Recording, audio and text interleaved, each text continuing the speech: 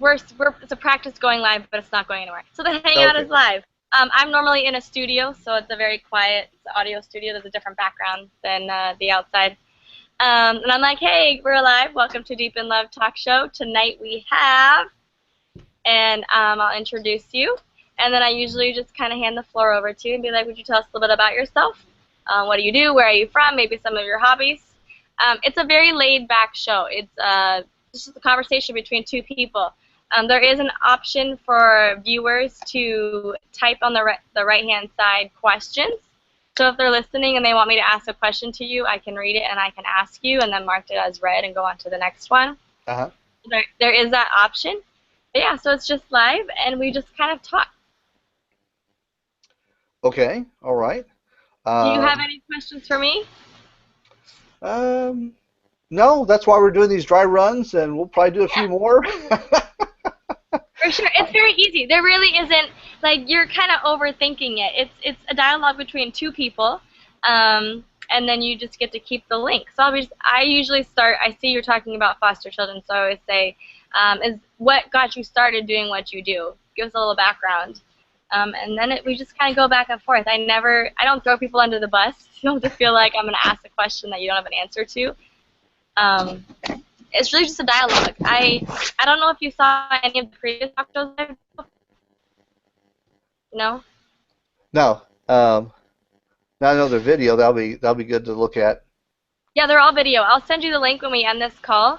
Okay. But it's just a dialogue. It's a conversation between people. We're just discussing uh, whatever the new event is. Like last week it was National Suicide Awareness Week. So I brought on 7 guests.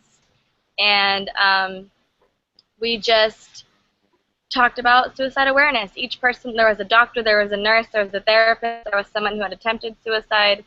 And so we're just asking questions, we're just discussing it, bringing awareness. So for you, you'd be asking questions and discussing what's on your topic. But everything has a theme around positivity or spreading love or helping others. So I always gear the questions back towards, well, how did you get started doing what you do? What advice would you give other people who want to get into what you're doing?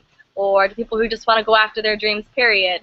That's the kind of questions I gear them towards. And then I always, at the end of the call or the talk show, I always ask, do you have a favorite quote or a favorite mantra you live by? That way it gives people a way to end the show in positivity. But you're welcome to talk about anything you want to talk about. Okay. Well, let's go. Let's go for it. That's what this is for. So, just shoot. So I would just say, so give us a little background. Tell us about yourself, where you're from. Well, originally I'm from Texas. I have been over here in California and San Diego for about 20 years. Um, Thanks to the military, I was in the Navy, and I started working with international marketing in about 1993, and that's the same time I got involved with finding people. Nice. So you love it in California. I've been here 3.5 years. I'm Ooh. over in Los Angeles. So where did you come from? Seattle, Washington. Oh, okay, all right. Yeah, you probably love the weather down here with all the rain. In Houston, we had the humidity. Oh yeah. Well, I moved from Seattle to Tucson and then to here. So so Cali is between Arizona and Seattle. Oh The yeah, middle. definitely. So what are some of your hobbies? What do you currently do? Walk, hike. I love kayaking when the water is warm. The Pacific doesn't get that warm compared to the Atlantic, so that's a big change. Um, Read a lot. Mostly though, I focus an awful lot on the arena around the foster children and working with them. I should say that I'm married. Have been married for 12 years. We don't have any kids of our own, so this is kind of a replacement for that. So what got you started with foster children? Was there a specific story, a specific incident? Well, as I said, 1993, I started my own marketing company, and one of the I found I had a gift, and I've been told by many people I have a gift. I was able to find people. I did this for clients in the U.S. and in Mexico. I would, find officials, and so it was great for our business. And then some of the people in Mexico started asking me to see if I could find a relative, an uncle, a grandparent, and I was good at doing that. And then they started telling people, and I started getting other colleagues asking me, the same thing. And then all of a sudden, I started getting strangers calling up our business and asking me to help them find a grandparent, a birth father, a mother. And so first, we told them, we're a marketing company. We don't do that. But I think the kind of calls that really impacted me were the ones from mothers. I remember one in particular. She had a 5-year-old daughter, and she had just started going to school, and she started seeing the parents picking the kids up, including fathers. And so every day she would come in and say, Mommy, where's my daddy? When is Daddy coming home? Mhm. And this mother was almost crying. She said, I can't take it. I said, it's killing me. So you get a couple of phone calls like that. I mean, you start doing something. And so I created the company called Find Relatives in Mexico. And that's how we got started. You asked me, though, what was really the big pop. And that was a big pop. But about 2007, I got a phone call from a gentleman, not to go into too much detail, but he is like my counterpart in the U.S. He works with foster children agencies all across the U.S. And he said, listen, Richard, there's nobody helping these children that have a relative living in Mexico. And if someone doesn't find a relative for a foster child, this is really important, foster children will stay in foster care unless they get adopted, unless they get returned to a parent, or unless they age out. And age out means they get pushed out into the street, and usually with no support. And so those kids become homeless, turn to drugs, end up in prison, turn to prostitution. It's a terrible life. So those are their options if you don't find a relative. And he said, there are these kids. They need you because their only hope is to find a relative that's in Mexico because they can't find anyone else in the U.S. And he said, you're the guy. And so we started Find Families in Mexico, and that's all that organization does is focus on foster kids. That's really cool. I actually work with a couple of homeless shelters for youths, and we always ask the children what's their story, like, how did you get here, why are you homeless? And a majority of them, I'm always so shocked, a majority of them were in the foster system and got, as you put it, aged out. So they get kicked out and they literally have no one to turn to, and so they end up homeless. And luckily these ones were able to find this homeless shelter that they get into. But it's crazy. That is so cool. Do you speak Spanish? I do speak Spanish. I've lived in Mexico for more than 10 years. I've been working down there for 20. I've written a book about doing business in Mexico. I was a professor in Mexico. I studied in Mexico. So I have that special blend of background, cultural knowledge. I've worked with government agencies all across Mexico, all levels.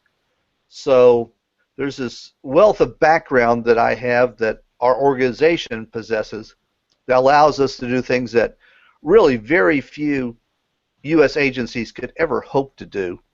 And just backtracking for a second on what you said about homelessness, there was a Senate Finance Committee last year, 2013, and they had Antoine Fisher, of whom the movie was done, had Denzel Washington starring as this gentleman who had been in foster care and his story, both in foster care and getting out of it. And he commented about homelessness. And one of the congressmen there, he said, I know exactly what you're talking about. I have a homeless shelter that I champion in my area. And we purposely put this homeless shelter down the street from where the social services will drive in their van and drop off the foster kids. And essentially, when kids age out, they have their clothes in a garbage bag. They'll put them in a van, drive them to a hotel or some drop-off spot, give them some money, and the van drives away, and that's it. That is There's no crazy. it's terrible. There's no welcome committee.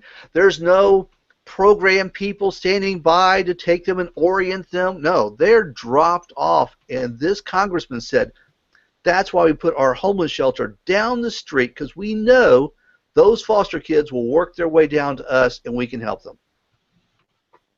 That is crazy. At what age is the aged out? Is that 18? You're legally adult? Well, fortunately, that's getting a little better. About half of the states now, I think Oregon was the latest state last month that ratified a change to move the age from 18 to 21. So Okay. 50% of the states, as soon as you hit 18, you're on the street. Another, half of them now, it's 21. Even at 21, though, these are kids who have no parental supervision. There's no father figure telling them how to, Right. be a man. There's no parent telling them, here's how you handle your money. Here's how you handle a bad situation. Here's how you get a job. There's none of that, kind of personal one-on-one help for these kids. And so 21's better than 18, but they're still going out with no support if there is no relative that has been found for these kids. Gotcha. That's crazy. So that's awesome, actually, what you're doing. That's really cool. That is really cool. So if people wanted to help or partake, donate anything, how could people become a part of what you do? Well, there are a couple of things that people can do that are really quite easy. The first one is that we invite people to, go to our website and to actually share what we're doing right here. This is a perfect start for people, is to take our conversation, share with their friends on social media, Instagram, Facebook, and Twitter. Second, they can like us on our Facebook page. It's at facebook.com/family finding FINDING MX, MX for Mexico. And they can share our posts and visit and comment on our blog. We're very active on social media. And third, they can visit our website, which is www.findfamiliesinmexico.org, and they can click on our tab, Help a Child. They can volunteer time, especially if they love social media. We are looking for people who love social media. This is why what you're doing is so helpful to get the word out. And they can, of course, donate. We love contributions because all the work we do is free of charge for agencies. We don't want any government agency. Okay. Huh? I didn't catch that. Sorry. I was gonna say I was just gonna ask that. So you're not a nonprofit, but I can't imagine that you charge people. We're under a 501c3 here in San Diego, so Okay. everything is contributions are tax deductible. We don't charge for our services because honestly, we found agencies that even though we were charging, at that time $37, they would that was too much of a cost for them to have our international services and have us look for a parent so a foster child could get out of the system. Wow. Yeah, that's there are definitely some people in foster care who should not be in foster care. I'm happy to say that most of the caseworkers we've worked with the exception of one or two, have been very caring, dedicated people who will do almost anything possible to help a child, find their relatives so they can get out of foster care. And so we have made our services available free of charge. Of course, we've increased our caseload quite a bit now that it's free. So we definitely rely on the public to help us. That is really, really cool. That's really cool. You guys have a big heart. And you said you're married, so your wife does this alongside of you? She helps you? Well, she supports me. She makes sure that every once in a while I eat something and that I get some sleep because I do have a habit of staying up until 3 o'clock, 4 o'clock in the morning. So in that, she is extremely supportive because it's very easy to get tied up in a case and to really forget time. And so it's good to have someone else who's checking in on me. Yeah, for sure. That's awesome. That's good to have a support system, period, that agrees with your dreams, you know? Well, it does, and the team that we have working here at the organization is really outstanding. We have How many of people. there are you Oh, well, we're a group that numbers about 12 to 15, guys? depending Wow, upon the okay. area that we're working in. Um, we're talking about attorneys, researchers, people that are making calls. Uh, and almost all of this happens in Mexico. Um, and let me step back on this for a second. What a lot of people don't understand is that when a child comes into foster care, the job of foster care is to get the child out of the system as fast as possible. And so, with that in mind, the first thing they do is they try to find relatives, somebody who's a family member that will take in the child. That's job number one, and that's called family finding. It's a social term.